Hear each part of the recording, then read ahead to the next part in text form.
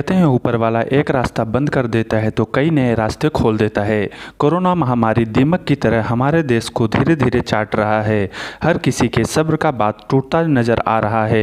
केंद्र सरकार हो या राज्य सरकार इस बीमारी के सामने अब बेबस नजर आ रहे हैं। इस बीमारी ने जहां गरीब मजदूरों को रोड पर लाके खड़ा कर दिया, वहीं मध्य वर्ग भी अब परेशान और हताश नजर आ रहा है।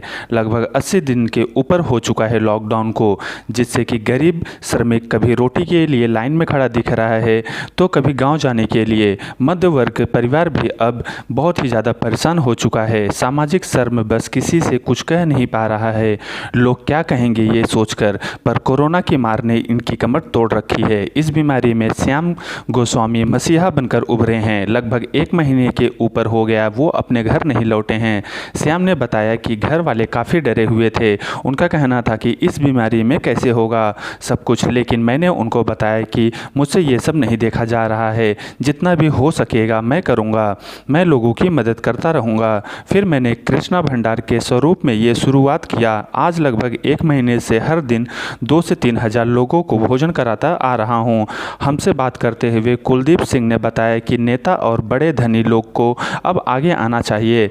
बस बातें करने से कुछ नहीं होता, भगवान देख रहा है। अगर आप इस समय किसी की मदद नहीं करेंगे तो ये शर्म की बात है। मध्य वर्ग आज परेशान है, पर नेता अपनी अपनी नेतागिरी में ही परेशान हैं। श्याम गोस्वामी जी, बताइए आपने ये जो भंडारा का आयोजन किया है ये कैसे दिमाग में आया और किस तरह आपने इसका प्रोग्राम किया? एक्चुअली सर, मैं कुछ बीएमसी काउंटर्स पे सेवाएं दे रहा था। एक दिन उस बीएमसी काउंटर्स पे एक ऐसा व्यक्ति आया जिसने फ्लैट लिया था और फ्लैट की EMI कट गई थी। 2 दिन से उसके बच्चे भूखे थे।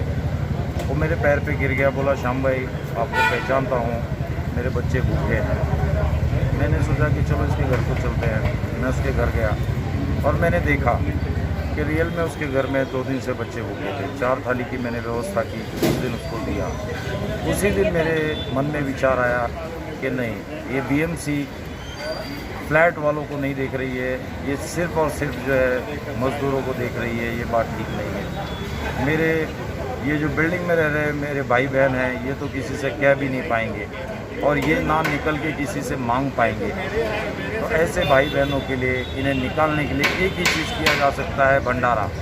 अगर श्री कृष्ण का भंडारा डिक्लेयर करके अगर इनको खाना दिया जाए तो शायद ये बाहर आ सकेंगे। और हमने देखा कि कई लोगों के घर में गैस सिलेंडर नहीं है, अनाज नहीं है।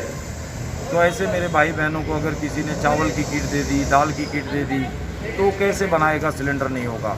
तब मैंने कहा कि चलो श्री कृष्ण भंडारे की शुरुआत करते हैं और मैंने श्री कृष्ण भंडारे की शुरुआत सुविधा दे रहा हूँ।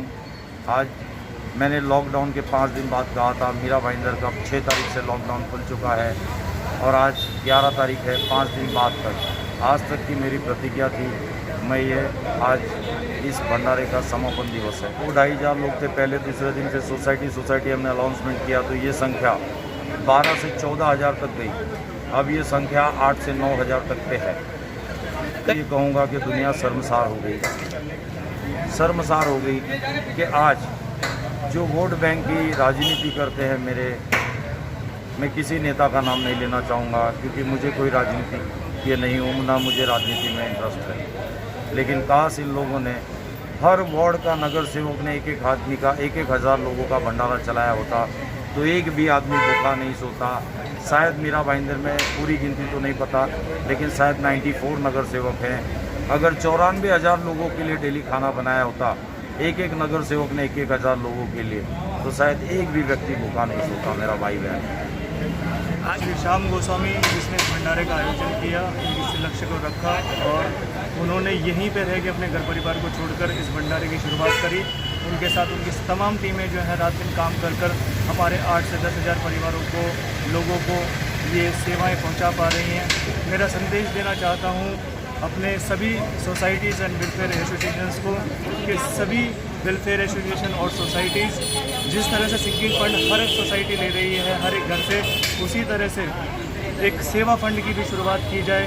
जिस तरह से सिंकिंग फंड द्वारा जब बिल्डिंग डैमेज होती है उसको रिपेयर किया जाता है, ठीक उसी तरह से यदि उस व्यक्ति उस महामारी के समय में हम उस सेवा फंड से अपने लोगों को वो सेवा दे सकें। जिस तरह की महामारी इस समय में आई है, इस तरह की कोई महामारी फ्यूचर में आए तो हम उस सेवा फंड से अपने लोगों का भला कर सकें, उनको भोजन पहुंचा सकें और इस तरह की विपदा में हम मजबूती से खड़े हो सकें। मेरा सब सोसाइटी से केवल यही आह्वान है और मेरा सवाल अपनी सरकारों से ये है कि जब भी इलेक्शन आता है हर गली, हर मोहल्ले, हर चौराहे पर उनके बैनर पहुंच जाते हैं, उनके लोग पहुंच जाते हैं, उनकी सेवाएं पहुंच जाती हैं, मगर इस वक्त इस महामारी के संकट के समय में जब हमारे देश को और हर एक व्यक्ति को, हर एक बुजुर्ग को इस सेवाओं की सबसे ज़्यादा ज़रूरत है, वहाँ कोई नेता, कोई अभिनेता, कोई देखने को नहीं मिलता।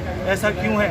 ये सवाल मेरी सरकारों से है कि अगर उनकी नीयत सही होती तो शायद ऐसे लोग इन लाइनों में नहीं लगते, ये सेवाएं हर घर में होती, लोग भूखे नहीं मरते, अपने घर परिवार छोड़कर यहाँ से नहीं जाते शहरों से।